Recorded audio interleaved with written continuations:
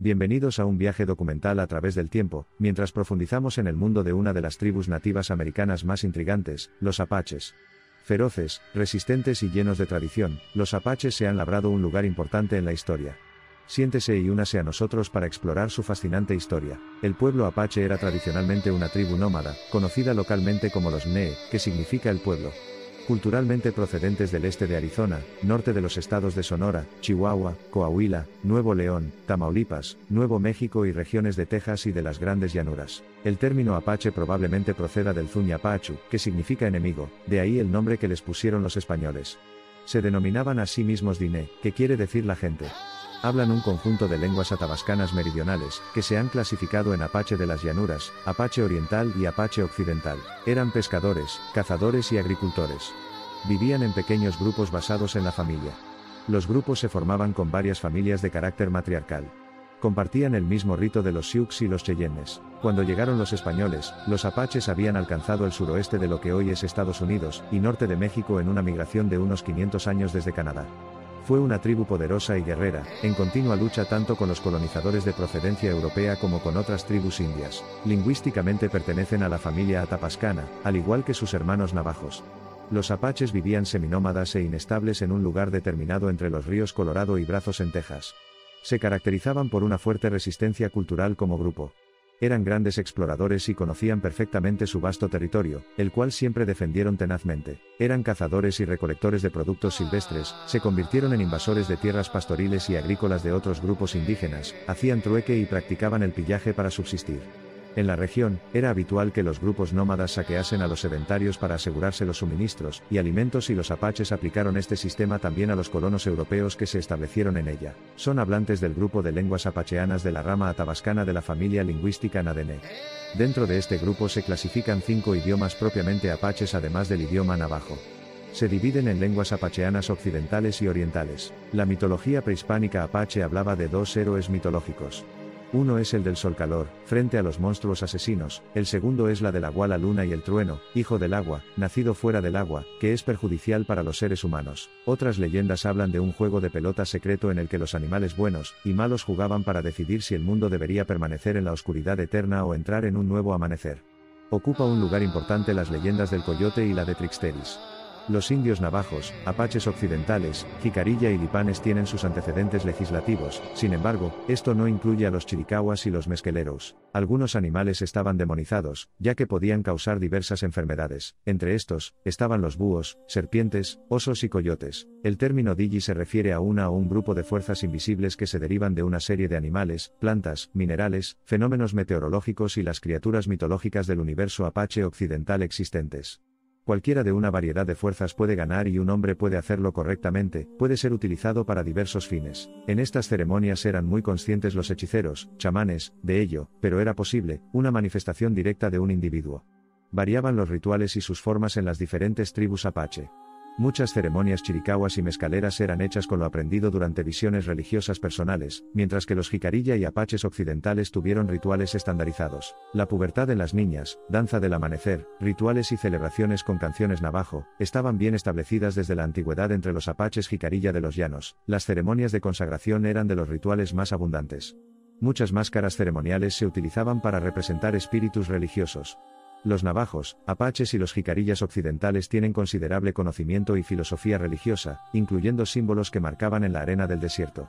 Se cree que el uso de máscaras y pinturas sobre la arena fue tomada de la cultura pueblo. Todos los apaches vivían en familias grandes, donde cada familia tenía su propia vivienda. La familia extendida consistía en marido y mujer, sus hijos todavía no casados, los que se casaron con sus hijas, sus hijos que se casaron con las hijas de otros hombres, y los niños de cada uno de ellos. De esta manera, un grupo de familias unidas formaban un linaje femenino, modelo matrilocal, en la que los hombres eran capaces de conseguir un matrimonio después de salir de la familia de sus padres. Cuando una hija se casa, ella y su esposo colocan nuevas viviendas. Era muy grande el rol de las mujeres en la organización de la aldea, mientras que en la parte sur del oeste también estuvo el matriarcado extendido, a veces el hijo mayor se quedaba con su esposa a vivir con sus padres. Todas las tribus reconocían matrimonio religioso y libre. Desde la época del matrimonio precolombino se tiene registro de que la castidad de la mujer era a nivel espiritual y social algo de vital importancia hasta casarse, y la menarquia era celebrada con un ritual animista llamado Nayes, que era una bendición para la joven en su transición de niña a mujer, con festejos que podían durar hasta 4 días. Algunas familias trabajaban juntos en grupos locales, las cuales llevaban a cabo ciertas ceremonias, el comercio y la guerra.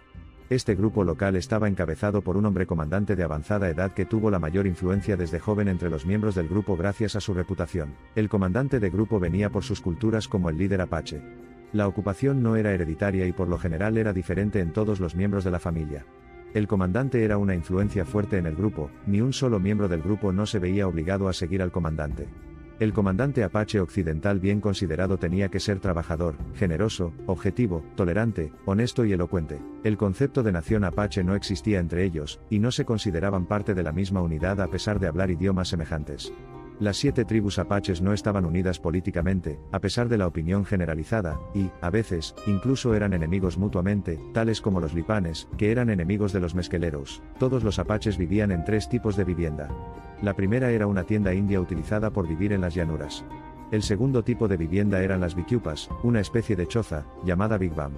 Esta casa se trata de un marco de madera de 2,5 metros de altura reforzada con fibras de yuca y cubierto de arbustos y hierba. Estas chozas generalmente eran de los apaches que vivían en las montañas. Si un miembro de la familia que vivía en la choza muere, se incinera. El tercer tipo de vivienda era un hogan. Se utilizaba durante los tiempos cálidos cuando se adentraban al norte de México, el cual es perfectamente fresco.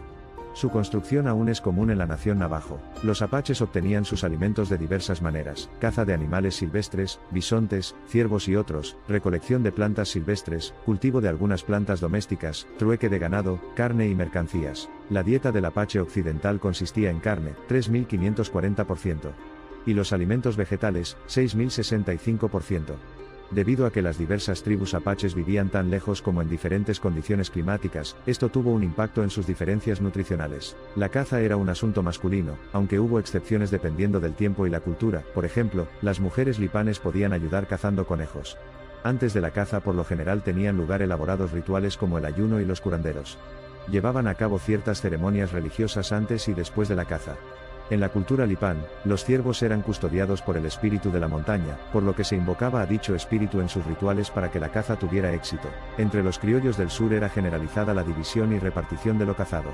Por ejemplo, entre el cazador mezcalero, que tuviera éxito en la caza, se esperaba que diera la mitad de sus presas a sus compañeros, y los que carecían de alimentos en el campamento. La preocupación por otros individuos de la comunidad muestra un gran compromiso social y generosidad. Era posible ganar respeto entre los miembros de la tribu, precisamente quien tuviera mayor respeto y carisma podía convertirse en su líder. El arma más común durante la invasión de los europeos fue el arco y la flecha. Era utilizada en la caza en diversas tácticas. En casos especiales utilizaban cabezas de animales como carnada, y silbatos seductores para que el animal se acercara. También trataban de cansar al animal. Los cazadores localizaban varios puntos rodeándolo, y defendían su posición hasta que el animal caía agotado o muerto. Algunos animales no podían comerse, ya que era una falta a la moral pública. Diferentes tribus tenían diferentes tabúes. Algunos de los ejemplos más comunes: osos, pecaríes, pavo, pescado, ranas, serpientes, insectos, búhos, pumas y coyotes. 2 ejemplos de tabúes diferentes. El oso negro fue siendo parte de la dieta, como los bisontes, ciervos o antílopes, pero los jicarillas nunca comían osos, porque los consideraban animales malignos. Algunos tabúes eran típicos de toda la región, tal como ir sin peces, que era tabú en todo el suroeste, o que las serpientes eran la encarnación física del mal. Los apaches occidentales en su mayoría cazaban venado y berrendo a finales de otoño. En noviembre, comían carne seca y migraban a campamentos de invierno en Salto, Negro, Gilo o incluso los valles del río Colorado. Los chiricahuas generalmente cazaban ciervos y berrendos. Sin embargo, en el juego de la caza se mataban conejos, liebres, zarigüeyas, ardillas, caballos salvajes y mulas, venados, pecaríes y hámsteres. Para los mezcaleros era mucho más importante el venado, aunque también cazaban borrego cimarrón, bisonte, los que vivían más cerca de los llanos, y según los estadounidenses conejos, ciervos, caballos y mulas, zarigüeyas, berrendos y hámsteres. Los jicarillas cazaban borrego cimarrón, bisontes, ciervos y saquiarajis. También eran cazados los castores, conejos, ardillas, palomas, urogallo, mulas, puercoespín, pavos y hámsteres. Los caballos solo se comían después de haber sido introducidos por los europeos. No comían pecarí, comadrejas, gatos y lobos salvajes, pero los cazaban para obtener ciertas partes de su cuerpo como la piel o los dientes. El zorrillo solo se comía en casos extremos de hambruna. Los lipanes se defendieron sobre todo por la carne de bisonte. Su caza se prolongó durante 3 semanas en el otoño, y después de unos pocos días hasta la primavera. Otro partido clave fue el venado. Bebían la sangre fresca de venado porque pensaban que era más saludable. Aunque también los lipanes cazaban castores, borrego cimarrón, osos negros, patos, caballos, pumas, palomas, perros de la pradera, berrendo, codornices, conejos, ardillas, pavos, tortugas y hámsteres. Entre los apaches de los llanos era más común que se cazara bisontes y ciervos. Otros animales cazados eran tejones, osos, castores, coyotes, lobos, gallinas salvajes, gansos, caballos, mulas, zarigüeyas, nutrias, conejos y tortugas. La recolección de plantas y la cocina era el trabajo de las mujeres. Sin embargo, en algunas cosas, como la recolección de coronas de agave que estaban pesadas, los hombres ayudaban. Muchas plantas silvestres se han utilizado no solo por la comida, sino también por los servicios médicos y religiosos. Algunas plantas se utilizaban exclusivamente para los rituales religiosos y como medicinas. Los apaches occidentales recogían agave, que se cuece y se seca. A finales de junio, principios de julio, el mercado de las grandes llanuras se llenaba de frutas, verduras y raíces. Entre julio y agosto se recogían vainas de los árboles del género Prosopis, de bayoneta española, género yucca, frutas y bellotas de roble emory.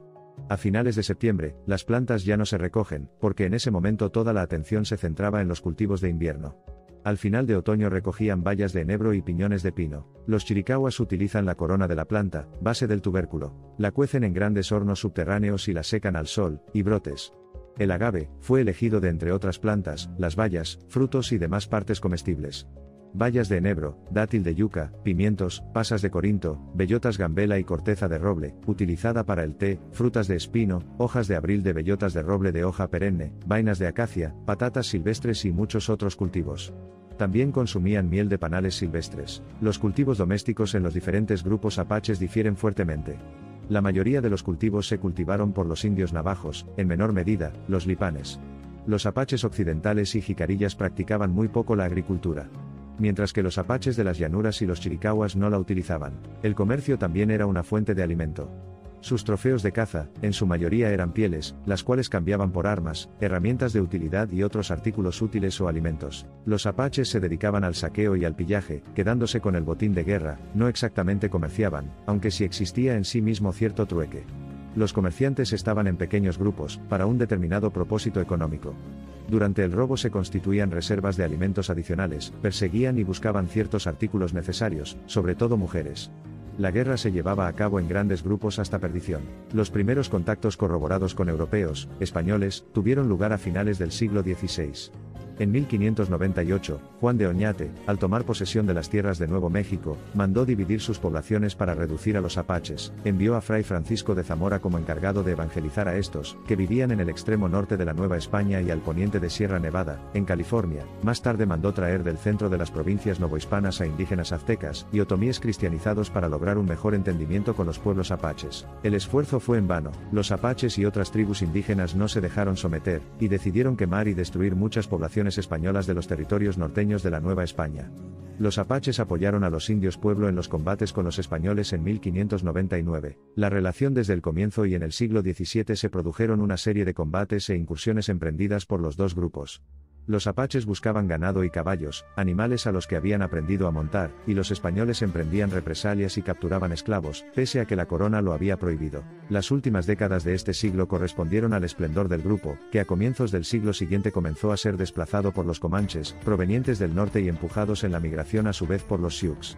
El avance hacia el sur de los apaches a comienzos del XVIII hizo que aumentasen los choques con los españoles del Virreinato de Nueva España. Nunca unidos políticamente, los apaches se dividían en distintos grupos, que fueron cambiando con el tiempo. Algunos de ellos, como los llamados lipanes y jicarillas, llegaron a asentarse y a criar ganado, pero la mayoría eran cazadores y recolectores. Se conocía como apachería el territorio por donde vagaban, unos 660.000 kilómetros cuadrados que abarcaban el este del estado de Arizona, gran parte del de Nuevo México, el sudeste del de Colorado, el oeste del de Oklahoma, una parte notable de Texas y la zona septentrional de los estados de Sonora, Chihuahua y Coahuila. A mediados del siglo XIX, se calcula que eran unos 8.000, aunque algunos autores calculan una cifra mayor, 30.000. El primer documento que menciona la existencia de los apaches se escribió en Taos en 1702, y en 1720 llega allí una embajada apache solicitando permiso para asentarse en el territorio. El gobernador español lo otorgó, dando comienzo a un largo y difícil proceso de asentamiento, ya que otros pueblos ya instalados allí no sentían demasiada simpatía hacia ellos. En 1825, el gobierno mexicano inicia un segundo periodo para pacificar a los apaches y unificarlos en poblaciones unidas, el cual fue un gran fracaso para los intermediarios mexicanos. Con el Tratado de Guadalupe Hidalgo de 1848, firmado por México y Estados Unidos, el territorio apache quedó dividido entre los dos estados, lo que originó la separación del grupo y gran descontento con ambos gobiernos. Los apaches se dispersaron por las tierras de Arizona, Nuevo México, Texas, Oklahoma, Chihuahua, Sonora, Coahuila, Durango y Zacatecas. Durante la colonización angloamericana de los nuevos territorios del oeste americano, se constituyeron en un gran obstáculo para poder llegar a colonizar hasta las costas del Pacífico. Los apaches usaron las armas de fuego, y los caballos para matar a aquel que se introdujera en sus territorios. Muchos españoles, mexicanos y angloamericanos murieron a manos de los apaches. En 1821 se inicia una etapa conocida como las Guerras Indias, que terminan con la rendición de Jerónimo, el último líder de la resistencia, quien provenía de la tribu Chiricahua. El gobierno de México trató de aniquilar a Jerónimo, pacta con él y después lo traiciona matando a su familia. Jerónimo ataca y quema los fuertes fronterizos mexicanos. El gobierno de los Estados Unidos también le persigue y trata de someterlo, matando a su segunda esposa.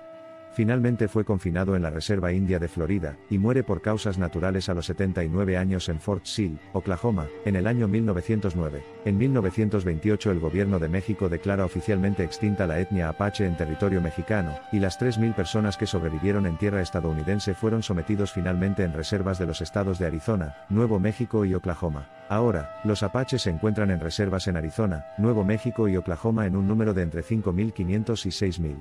En México se encuentran dispersos en áreas de Chihuahua, Coahuila, Sonora, Tamaulipas y el norte de Durango.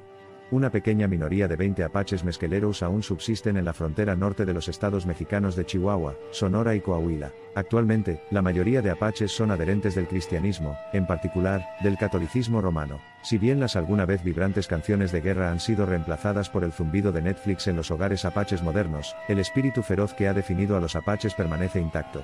Hoy en día, continúan honrando su herencia distintiva, sirviendo como orgullosos custodios de su rico legado cultural. Resiliente, ingenioso y reverente, las tres palabras que mejor capturan la naturaleza del pueblo apache.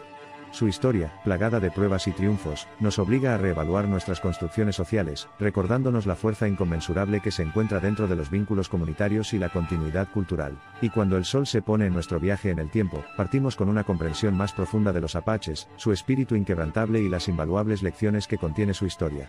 Únase a nosotros nuevamente mientras damos vida a otros capítulos fascinantes de los anales de la humanidad. Si te ha gustado nuestro vídeo, no dudes en suscribirte a nuestro canal. Muchas gracias.